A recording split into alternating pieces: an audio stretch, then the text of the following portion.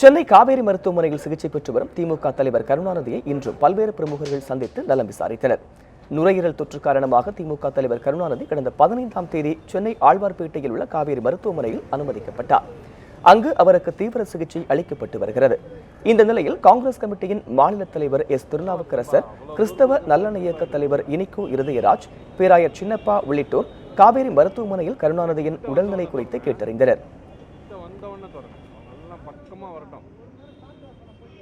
மகிழ்ச்சியான செய்தி.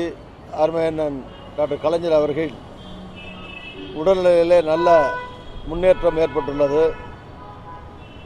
உடல்நலம் நல்ல முறையிலே தேறி உள்ளார்கள். அநேகமாக இன்னும் 1-2 நாளிலே நாளை கூட அநேகமாக மருத்துவமனையிலே இருந்து அவர்கள் இல்லம் செல்லலாம் என்று மருத்துவர்களாலே சொல்லப்படுகிறது.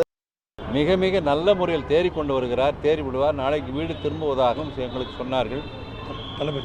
தளபதி அவர்களை சந்தித்து, ஸ்டாலின் அவர்களை சந்தித்து எங்களுடைய நல்ல எண்ணத்தையும் எங்களுடைய நல்ல வாழ்த்துக்களையும், கிறிஸ்மஸ் வாழ்த்துக்களையும், புத்தாண்டு வாழ்த்துக்களையும் தெரிவித்து நமது கர்தினால் அவர்களுடைய ஜெபத்தை ஏறெடுத்து அவருடைய உடல் நலனுக்காக ஜெபித்துவிட்டு எங்களுடைய வாழ்த்துக்களை தெரிவித்து விடைபெற்று வந்திருக்கின்றோம்.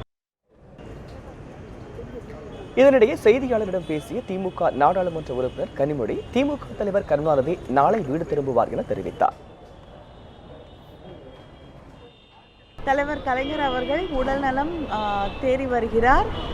மருத்துவர்கள் நாளை அவர் வீட்டிற்கு செல்லலாம் என்று தெரிவித்திருக்கிறார்கள்.